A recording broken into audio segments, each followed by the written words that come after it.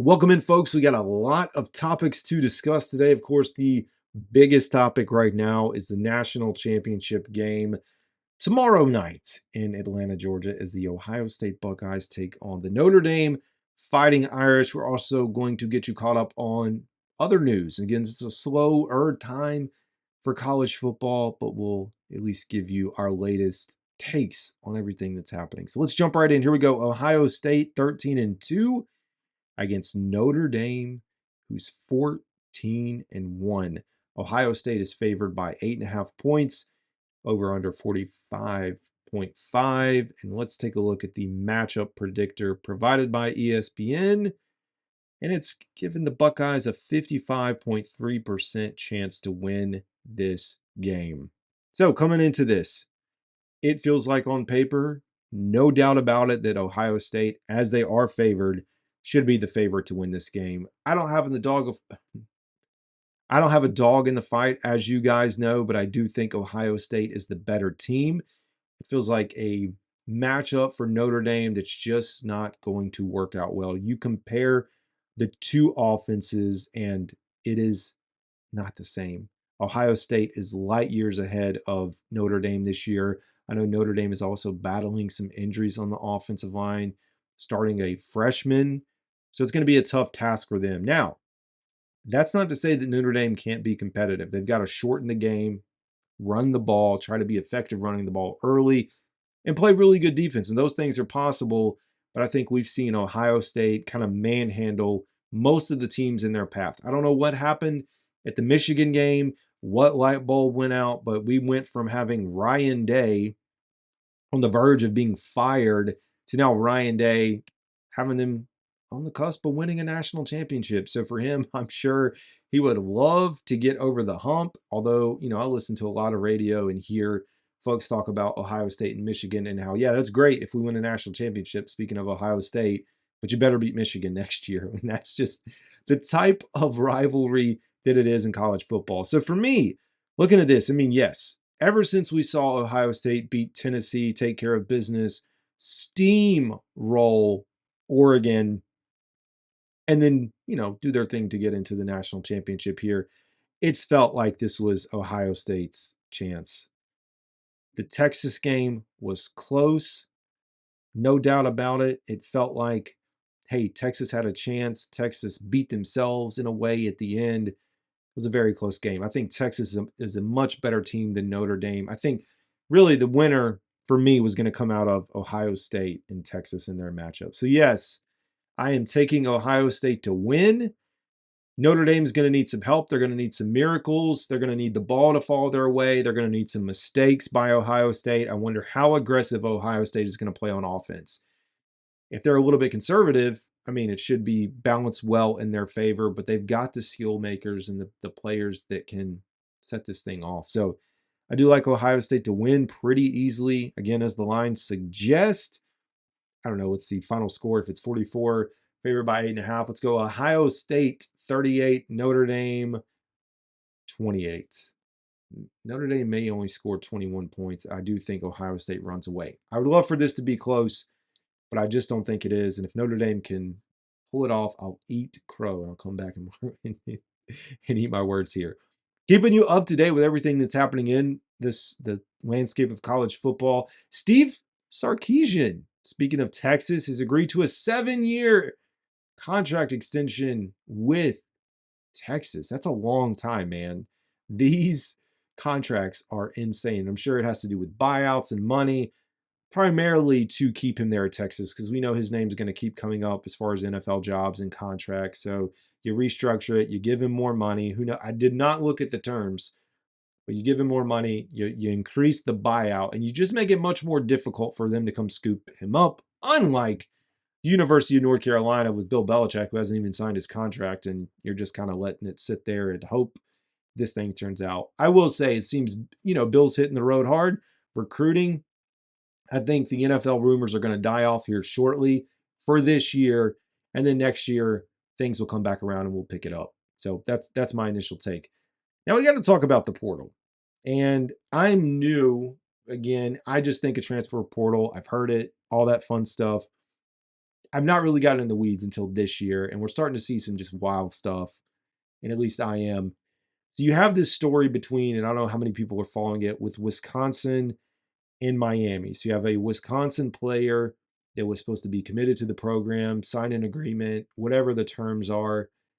Then instead of, he didn't enter the transfer portal. So to bypass the transfer portal, he unenrolls from Wisconsin and then enrolls as a student in Miami, and he does not have to sit out of the year. So this would just be like you going to college and unenrolling at whatever university or school you're at and going to another school and transferring as a student. And that's exactly what it is. So this is like the newest loophole in this whole thing. And I did get an excerpt of some context around this provided by Fox College Football. And it says, under the terms of the agreement between Xavier and Wisconsin Athletics, it remains in effect and enforceable. This is from Wisconsin.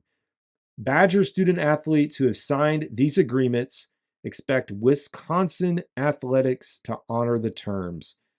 And Wisconsin Athletics relies on the student athlete representation in signing these agreements that they will do the same. So here's the problem. You do not have, I know you've got agents involved. You do not have a players association or a players union or a governing body to enforce this stuff. So whatever, yes, legally, sure, it's just like you going out and signing for a loan or signing for something else, but there's nobody there to enforce it. And it's just a bunch of people throwing up their arms and kids just walk away. That is the nature and state of the situation. So it says a request to enter the transfer portal after entering into such an agreement is inconsistent with the representation and mutual understanding of the agreement and explains the reason for not processing a transfer portal request under these circumstances. Good gosh, they've definitely lawyered up in this response. And I believe the kid has a lawyer, if I recall. Under the terms of the agreement between Xavier and Wisconsin, it remains in effect and enforceable. Again, they stated that again, provided the terms here. I don't know. This is just a new way for kids to get out of it. I agreed, you got to get something in place, but until you do, it's just going to continue to happen, and kids will continue to find ways to do all this. Now, as we talk about the college football playoff, getting back on a little bit back on track here with some of the larger topics around, there's been a lot of conversations about ways to improve the college football playoffs. And a lot of folks are talking about adjusting the buys, the reseeding that happens, getting a streamlined approach. And so, as we are here now in the national championship in the spotlight, Notre Dame athletic director feels that it's possible to tweak the system before next year. He said, I think there's a chance. I think everyone wants what's best for the overall system. Now, I don't know how much I believe that. Again, knowing that you're going to redo this whole thing in 2026, I don't know how much they put an effort into tweaking this. Hopefully it's something easy you could vote on and amend and adjust like on the fly as needed. But it's hard to imagine they go in there to talk about this and then not talk about 14 teams or not talk about whatever else. The other thing that comes with the college football playoff, one, I'm a fan of it. Y'all know that. And I think expansion is only natural, whether it's 14, 16, 24. That's going to happen in the next 2 years. We know that. They'll figure out the seeding. I think the biggest thing for me, and a lot of folks, I think, have a similar opinion, is that the season is way too long. I mean, these kids are starting in August, going all the way through now until almost the end of January. And yes, who's to blame? ESPN, the college football playoff, the TV rights, the media deals, the money that's going into this, the expansion. But there are some ways that people are talking about adjusting this. And Joe Cladd of Fox Sports talked about, do you potentially move the Army-Navy game to the very beginning of the season? It's a sacred game. Last game, really, of the season in college football. Only 2 teams playing, very historic. Presidents go there. We see the students at both of these, at Navy and Army there, what it means to them, to alumni, although all the active military that see this and veterans. It's a big game, and it should be on the national spotlight.